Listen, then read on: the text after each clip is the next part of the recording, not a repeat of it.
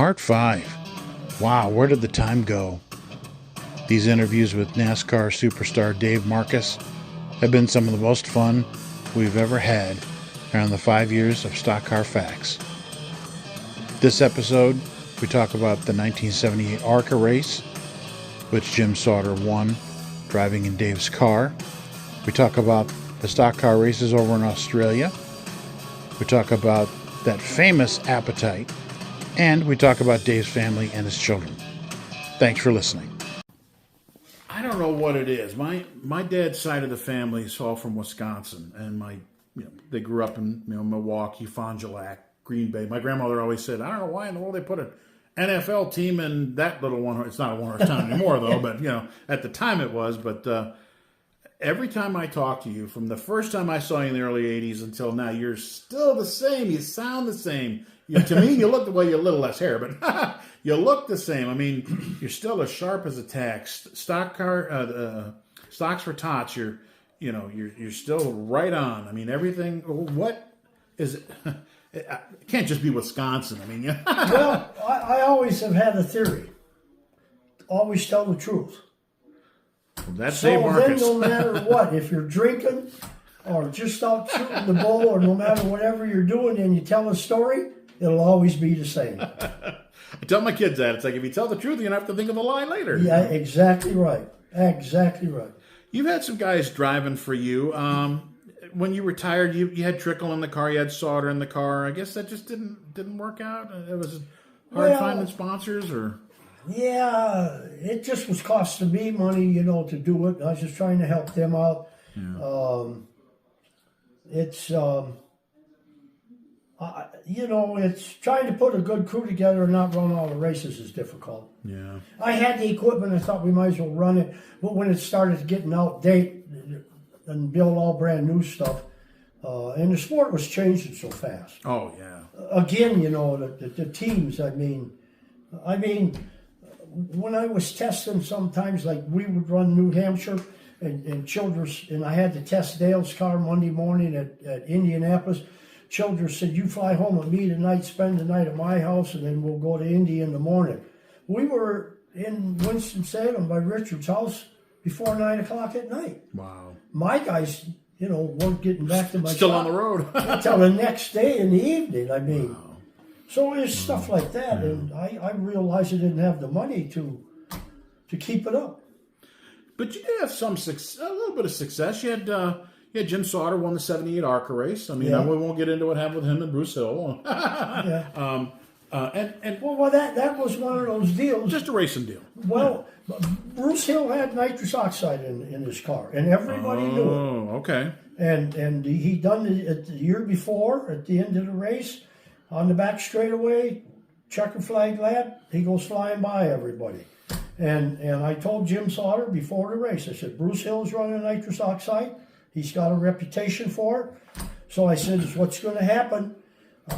I said, he's going to pass you going into third turn. Make it look good. Don't blow by him, but pass him. Yeah. So I said, when he goes blowing by you, the minute he gets by you, you just swing across in the back of him. It'll knock the air off of his car and it'll spin him out. And you can win the race if you won't get caught up in the wreck. Yeah. And that is exactly what happened. Yeah. Because on the white flag lap, I said to Dewey Livegood, I said, Dewey, I think we can win this race. Dewey said, you know damn well Bruce Hill's got nitrous oxide, and he's going to use it over there in the back straightaway. I said, I've already talked to Sauter about that. He knows what to do. Sauter did not hit his car. Right. Well, on Facebook, I started the USAC Stock Car Series page. And there's been debates of, Jim and I've said, listen, Jim never drove like that before. Somebody said he hit him. I said, Jim never drove like that before. Jim never drove like that since, and he was not known for that. Right. So Jim was a good, honest race car driver. He raced hard. He didn't wreck people. Right. And he didn't wreck Bruce Hill. He just done what I told him to do. I said he's going to use that nitrous oxide. He went flying. He caught Jim up. He was way over in the turn two. Ran him down on the back straightaway and went flying by him.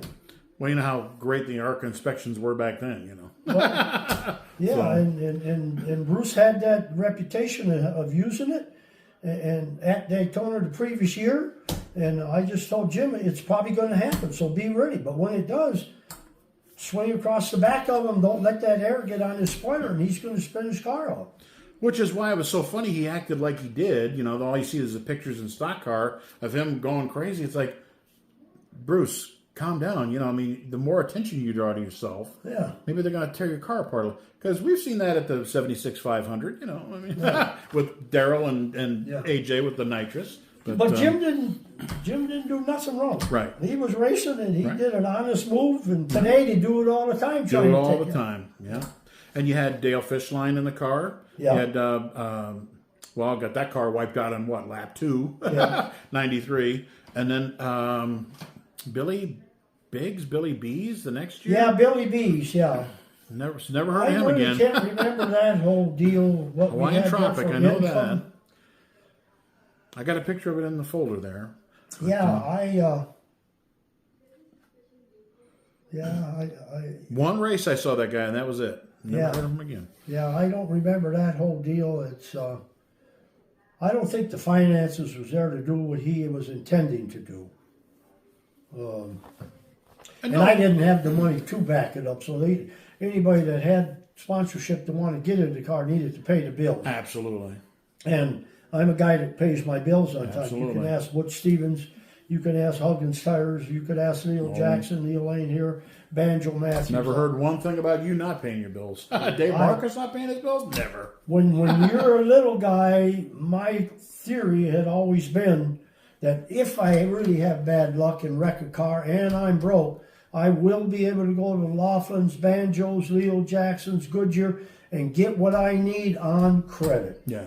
That was the first thing I did is paid my bills. Yeah. If I was at the shop when them bills came in and she could give me the book, and I looked at it, we paid them the day they came in the mail. Talk about that Australia race. That's I'm pulling something way out of the hat, ain't there? Okay, that involved Dick Mitchley. Okay. From British Columbia. He lived over there in Victoria, British Columbia. Mm-hmm. He had a marine business over there. Okay. And Dick, Dick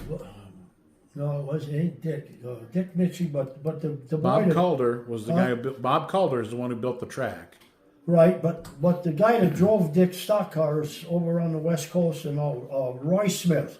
Okay, you're right. Yeah, British Columbia, you're right. Duh. Right, and but Dick wanted me to go over there because that's a NASCAR event, you know, and Roy usually ran them West Coast races and stuff. And huge Goodyear deal. Right. Yeah. And so when they built that racetrack over there, Dick Mitchell got me to come over there and drive his car for him. That's how that Australian deal started. Then we took our car, and what year did we take our car? Because you ran there in 88 and 89, the only 2 years that Right, so I guess we took our car the second year. And I believe you finished second to Morgan Shepherd, I believe, didn't you? Yeah, is that the year I won the pole too? Or did I spin out? Anyhow, the qualifying deal they had over there was everybody qualified the first day, and then the top 10 re-went. So the like top, a short track. Yeah, so the top 10 was eligible the next day to win the pole, but the worst you could be was 10th because you were all in the top 10. And so with Dick Mitchell's car over there, we were easy in that top 10, and I think I spun it out on the second lap trying to get the pole, but we ran good in the race. Oh yeah, you were. Yeah. I think third, right? I believe third, yeah. Bonnet won the first one. I forget who was second. You were driving either second Ramox's car. Ramox's car. And I think you were either second or third. If you were third, I don't know who finished second. I just know you were in the hunt for the win. Right. And then the next year, Morgan Shepherd won in Ramox's car, and I believe fifth or sixth or something like that. We were up in there. We were in good shape again. But anyhow, that Australian deal was a pretty nice deal. They paid our plane fare over there in one employee, and the purse money that he had put up was really good. And when you converted the money, like that conversion that one year, we converted it at the airport or something.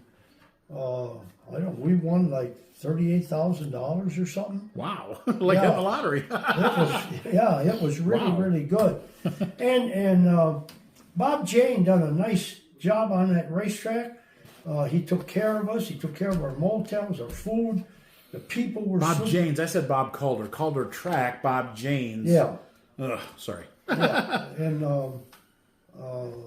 That track is still there. is They don't run it, but it's still Oh, there. but it's still, yeah, he done a really, really nice deal. He really took care of everything. And he interviewed people, mechanics from garages and people involved in racing over there to help our teams, NASCAR teams, when we came there. And he would assign, when we got there, he would assign, I think it was 2 people maybe to each car. And the mechanics that he assigned to us, the guy that he assigned to us was a great guy. I mean, really, really good. Too bad you couldn't bring it back, huh? Well, like one night I broke the transmission over there, and it was a Jericho, and there was nobody. I'm like, holy balls, how am I going to get this fixed? Yeah. The boy that was helping us took it home that night, and he said, I can fix it. And he took it home, brought it back. You thought sure. He rebuilt it for us. Wow. Yeah. And then he actually ended up coming back here several different times, and he worked for Junior Johnson Oh, wow. and helped Okay. Junior, I think, over there in the engine department and stuff. Wow. Okay. And I'm sitting here dumbfounded. I know his name, like, and his father helped us too. You're 83 years old. You remember most names. That's pretty good. And his father was Wow. a professional boxer over there. Wow. God, why can't I think of his name? That's a shame. Some people at 53 can't remember names back 30 years ago. But anyhow, they were great help, and he came back over here lots of times. Wow. I enjoyed that Australian deal. It was a good deal. I took my dad along one year, Okay. so Okay. and he really enjoyed it. Helen won't fly, so she wouldn't go. Really? Oh, wow. And Helen was a school teacher, if I'm not mistaken, Yes. right? Yes. And She taught business education, typing and shorthand, and Okay. it was in high school, okay, 9th and 10th grade. that ain't the same today. But anyway. Yeah. And I thought it was real sweet when you said when you'd done an interview and said, you know, you guys were living in the mobile home next to the shop and said, I got to build her a home. I thought that was real neat for you to say that. Because in 1980, you became a millionaire, according to the purses. You know, remember? Yeah, you're like, yeah, sure I did. Yeah. I spent $1.5 million to become a millionaire or whatever. Right, Because right. Gene Granger, remember, he used to keep track of that. Now, I they know don't it. keep track of that. Yeah, Granger, yeah. But 71, Petty became the first official. And by 1980, I don't know where you were at on the list, but I just remember the article. Yeah, I think I was the 8th Really? Okay. person to become a millionaire of NASCAR prize money. The 8th or the 9th, yeah. So, I mean, that goes to show that I was Yeah. competitive. Oh, yeah, absolutely. But You were like, where is it? yeah. I'm looking at my pockets. I don't see it. But I sent the guys in Australia one day. I told them to go out to the truck, to the cargo container, Oh, yeah. and bring the torch because we need to do something with the cutting torch. And guess what? He brought me back a flashlight. Oops, I forget where I'm at. The torch. No, we need something a little We bigger. laughed about that. God, we laughed about that. That's so funny.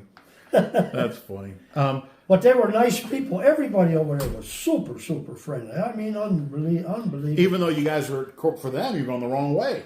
They Yeah. went the other way. Yeah. You know, because from what I remember, Bob James was trying to get soccer racing to catch on. Yeah. And I guess he did run that track for a while, you know, Right. and the other way.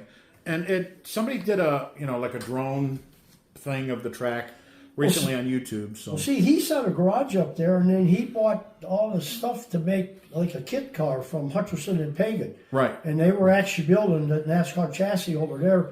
He made a frame jig and stuff over from Hutcherson and Pagan's. So he was going about it the right way. Yeah. I guess it just never really took off. But Right. Well, I remember a story from that race. You guys are flying over, and Kyle Petty said he'd never seen anything like it. He said he saw Dave Marcus had the biggest sack lunch I'd ever seen. And he said I forget how many sandwiches he said you had in there, but he said he ate every one of those. And fans don't know, we've got your wingtips to my left, and you've seen a couple Goodyear hats around here, but fans don't know. I mean, I'm fat. You're not, and you eat like you should look like me. I mean, you got to work. I got to do something, but I mean, you eat more than mere mortals. and I know Steve Wade used to pick on you about it, and others. Tom Higgins. Where did you put it? I guess I worked it off. Boy, I still eat a lot. I still can eat a lot. I have a picture of you somewhere in one of the folders. You got a hot dog, and I just always, that was one of the things I always remember. I remember the three things about you like that, where they always pick on you. Your appetite was, wow, But we'll put that up, fans. You'll be able to see one another thing that Dave's famous for. But I worked all the time. I mean, like when NASCAR opened that racetrack up in the morning, generally I was among one of the first ones there. Yeah. And Harry Hyde was always in the Woods Brothers. They were always first people in that garage every day. So. But on the road, eating that truck stop food, that's but I didn't ever eat much for sweets and that kind of stuff. I ate meat and bread and potatoes and a lot of the truck stops in those days had a lot of good cooks, and they were home-cooked meals. That's true. That ain't happening now today. Now it's that box stuff. Fried stuff. Prepackaged fried, yeah. And now who knows what's in it with that all the additives, M. preservatives, yeah. I mean, in those days, them cooks were cooking fresh stuff that morning. That was actually meat then. Right, that noon-hour meal was being cooked that morning right there in that kitchen. Yeah. At that truck stop. Well, what did Dale Inman always say? It ain't always been this easy. Yeah. I know Kyle Harvey. We've talked about. He and I, we have a mutual friend there, Lou Seipold. I'm sure you know Lou. Mayor Mooresville out of Chicago. Yeah.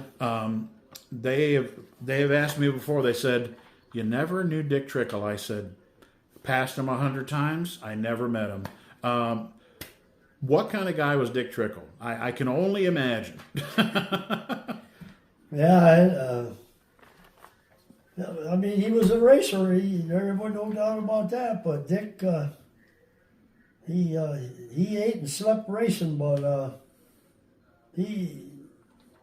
I don't to tell Dick's story. It's a tough story to tell. I mean, when the race is over, to the bar you go to get a beer, shoot some pool and have some beer, and with a cigarette in his hand. 4 packs a day. 4 packs a day. Wow. I used to get a kick out of Dale Earnhardt. He would simulate Dick Trickle walking the next morning at a NASCAR race when all the race cars were up on jack stands. Dick would walk down behind the cars in the garage and bend over and look at the track bars to see where people had them adjusted, level or up on the right or how they were. And he had a cup of coffee in one hand and a cigarette in the other hand, and he was bow-legged, and Earnhardt would simulate Dick walking down and bending over. And it was comical. I wish I had a picture of Dale doing that, but it was comical as could be. Oh my goodness, too funny. but Dick, I mean, he won a lot of races. And when I ran the short tracks in Wisconsin, he and I mean, it was 7 times a week. We raced sometimes in Wisconsin some years. Well, you were the first Dick Trickle, but he came along in the late 60s when media was really taking along. Yeah. But you were in the early 60s when media was just catching on. Right. I mean, okay, he's got the odd name, but we used to, qualifying up there, the fast cars always start in the rear. Yeah. And we got money for qualifying. I think it's $25 for the pole, and I think second got something, but, down to $10 or something. But maybe just the top 3. But you had to start in the rear. But I mean, $25 in those days was a lot of money. So, and we had what was called unlimited qualifying. Okay. The last 15 minutes, somebody that had problems or that came late, they had closed for that guy to qualify, but we had an hour of qualifying, so for 45 minutes you could qualify as many times as you wanted. Really? And, Wow. and I mean, sometimes we qualify 6-7 times a night trying to get the pole, and it usually be Dick and I. Jim Bach was involved some, Mark Marzufka, but a lot of the times it was Dick and I trying to get that pole, get that $25. But, which at the time was that was a lot of money in Yeah. 1962, 63, 64. Yeah, darn right. So I got my book in there. I can show you. I could get fast time, win the heat, win the trophy dash, win the feature. You only get about $135, $150. That's all you got. Wow. Yeah, when we get done, I'll show you the book. You can Absolutely. see. Like in I think it's 65. I have to look in the book. We ran 92 events. I took 52 checker flags, and I think I won $12,000 maybe in 3 months. Wow. 92 races in basically just a whisker over 3 months. Wow. Wow. Yeah.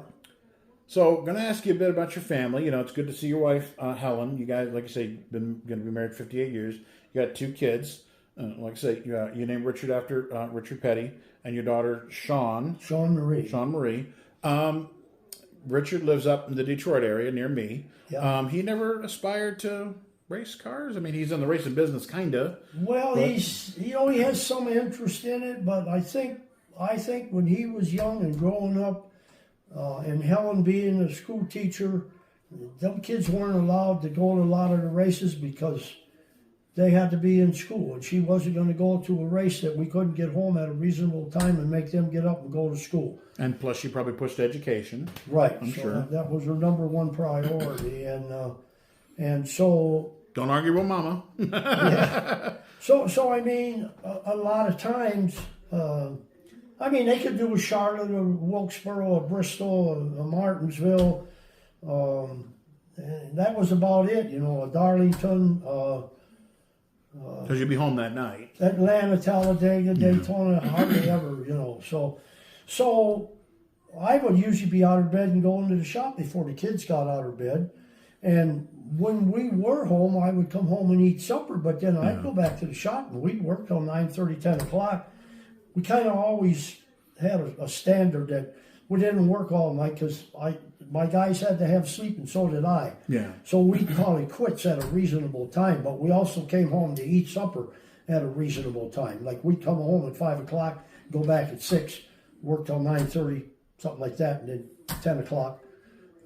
So I had him when he was a little bit older, 10, 12, 14, 13, come to the shop sometimes with me at night and disassemble engines. Like I would take the valve covers off or show him how, and I would crack the nuts loose on the rocker arms, and I made some fixtures for him to set the push rods in and the rocker arms.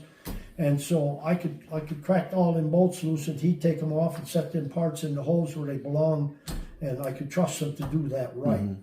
So he learned a lot about engines doing that type of stuff. And he helped with other stuff on the race car, sand it and paint and, you know, little Bondo work and that kind of stuff. So he's a hands-on mechanic guy too.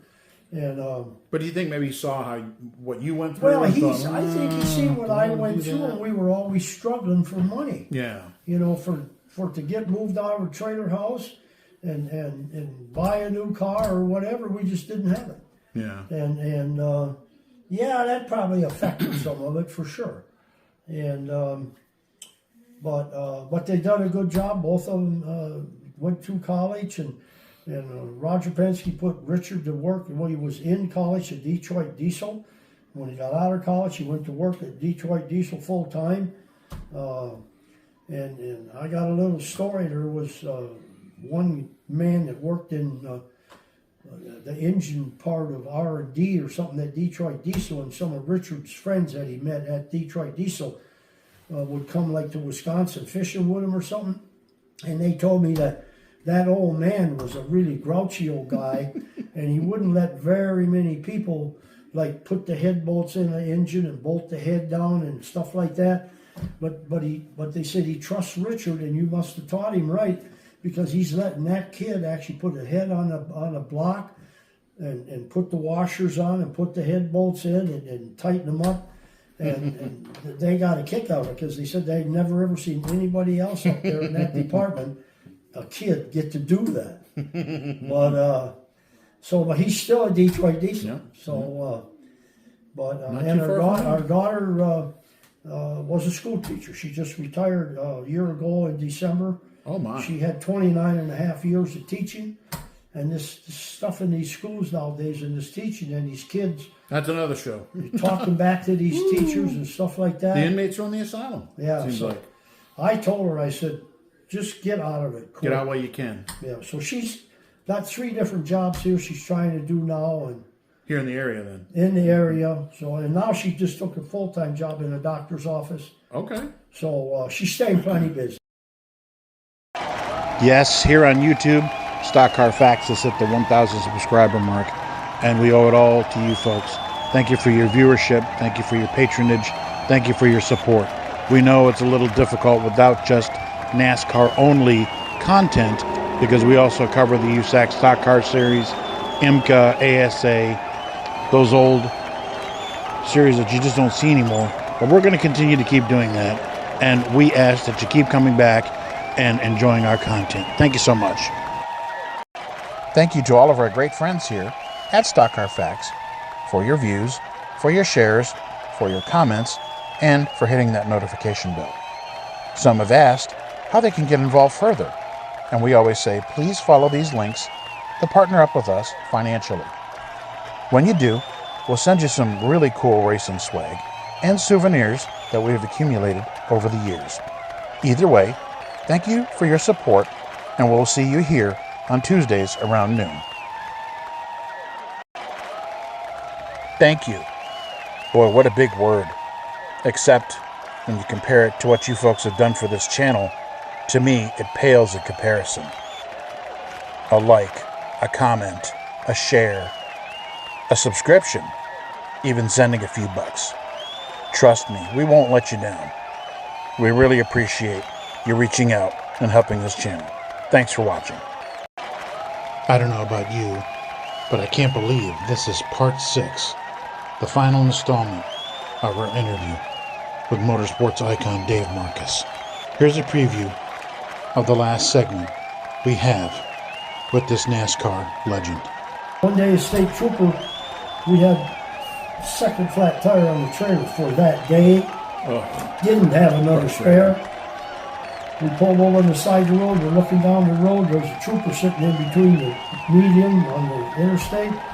Pretty soon he come driving up there, and he says, "You got a flat tire?" I see. I said, "Yeah, and we ain't got no spare." I said, "Is there a wrecking yard around? I got maybe a wheel or a tire?" He said, "Throw that thing in my trunk, and I'll run down here to a wrecking yard." Threw it in his trunk. He was gone for maybe 45 minutes. He came back with 2 rims with tires on from the wrecking yard and gave them to us. Wow. And he said to me, "You know what I was doing up there in the median?" I said, "I imagine you were checking cars for speeding with radar." "No," he said, "I was sitting up there reading the story here about you in Stock Car magazine."